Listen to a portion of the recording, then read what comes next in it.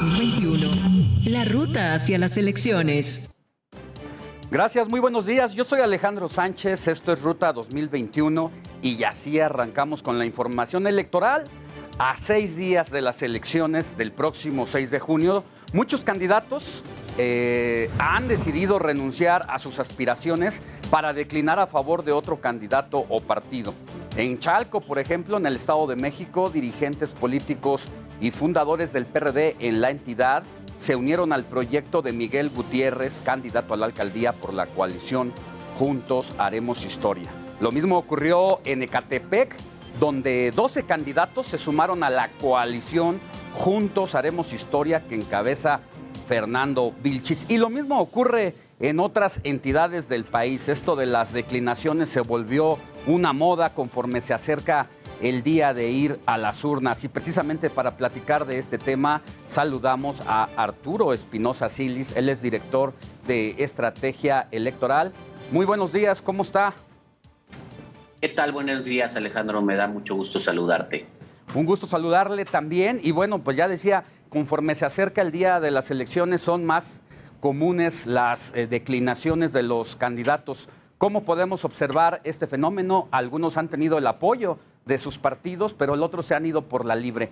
Parece que se ha convertido en un negociazo también para ellos. Sí, a ver, creo que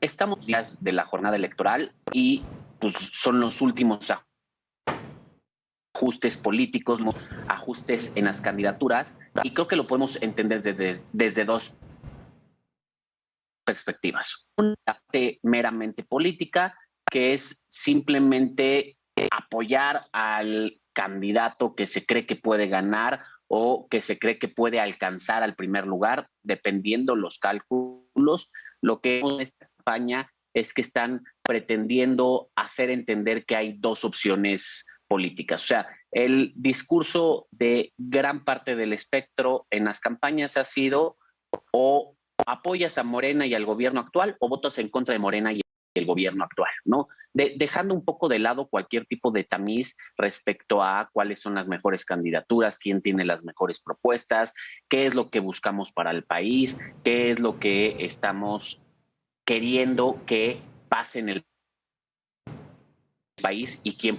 En ese sentido, estas declinaciones van o para fortalecer una candidatura que va ganando, como ahorita mencionabas, a lo mejor en el caso de Ecatepec, la coalición Juntos Haremos Historia quiere fortalecer su posición, o también para buscar que una de las candidaturas que va en segundo lugar alcance, ¿no? Por ejemplo, en Sonora me parece que lo que pasó con el candidato gobernador de Movimiento Ciudadano, eso fue lo que buscó Ricardo Burns, que hay que aclarar, este es uno de los casos en los que el partido no estuvo de acuerdo, pero el candidato sí declinó y Movimiento Ciudadano hizo una sustitución. Percurrido en otros casos de las gubernaturas, por ejemplo, también en Baja California, lo que ocurrió fue lo mismo, ¿no? De la candidata del PRI que declinó en favor de Hank, pero después el partido dijo que no se daba esa declinación. Creo que son algunos ajustes políticos que lo que busca es que el voto se cargue a un candidato u otro.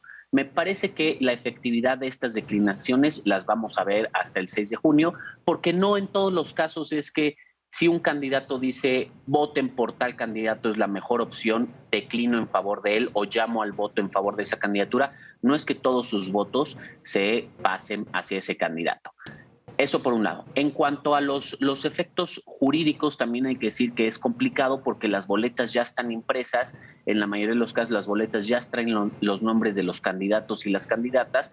Y lo que pasa es que si un candidato de un partido político declina en favor de un candidato de otro partido político y no van en coalición, es decir, no podría hacerlo si va en coalición porque sería el mismo candidato, los votos al momento de contarse no se pasan para ese candidato, digamos, cada partido y cada candidato sigue computando sus votos. Vuelvo a poner el ejemplo de Baja California o de Sonora.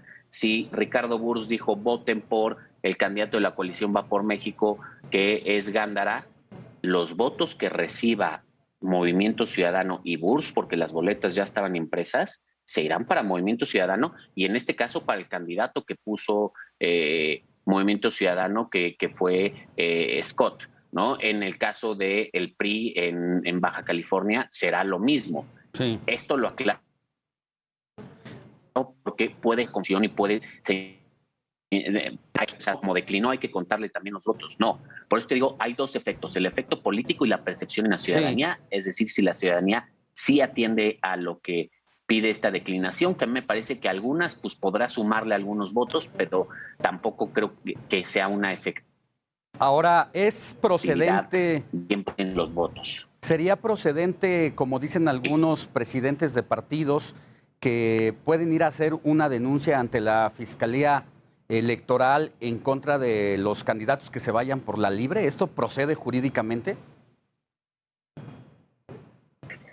No, a ver, a mí me parece, no hay ningún delito que diga que no se puede hacer este tipo de declinación o que, digamos, el abandono de una candidatura o dejar de hacer campaña, eso no.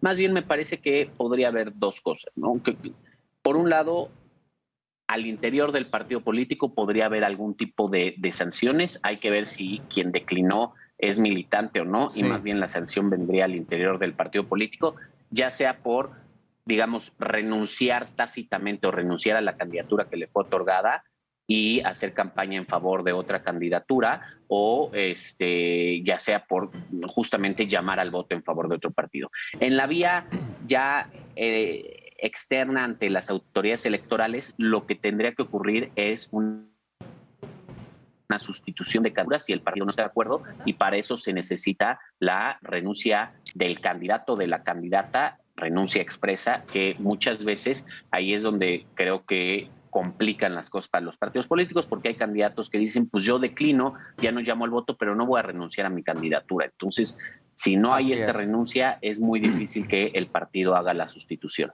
Sí, las medidas jurídicas serían incluso ya propias del partido, que pueden ir desde una amonestación hasta la expulsión, de acuerdo a los propios reglamentos internos, ¿no? Sí, habría que verlo.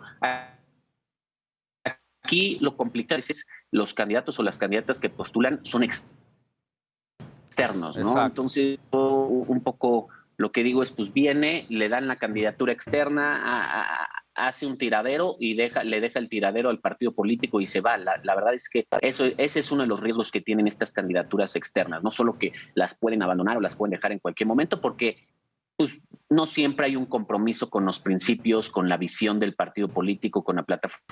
Bien. Arturo... Porque me quedó muy claro en el caso del Movimiento Ciudadano. Muy bien. Arturo Espinosa, director de Estrategia Electoral, muchísimas gracias por haber estado con nosotros, y ya nada más quedan 3 días, contando hoy lunes, martes y miércoles, de campañas, porque luego viene la veda electoral y hay que respetarlas. Así es, quedan nada más 3 días en los que candidatos y candidatas van a estar haciendo proselitismo. Me parece que el fin de semana fueron los cierres de campaña principales en todo el país, estos cierres masivos que vemos, y a partir del jueves entramos en un periodo de veda electoral o silencio electoral en el que nos toca reflejar. Así es. Que tenga buen día y muchas gracias. Gracias. Hasta pronto. Y mire, ante el cierre de campañas, el Instituto Electoral del Estado de México llamó a todos los candidatos y partidos a respetar las medidas sanitarias durante sus eventos. Pidió responsabilidad a todos los abanderados y sus partidos para evitar nuevos contagios de COVID-19, porque ayer vimos las plazas públicas llenas, saturadas, y muchos de los asistentes incluso sin cubrebocas. En la Ciudad de México, candidatos a alcaldes pues también comenzaron a realizar su cierre de campañas previos al inicio de la veda electoral, que inicia el próximo jueves 3 de junio. Los partidos compitieron por realizar el mejor cierre de campaña con música y el apoyo de sus simpatizantes.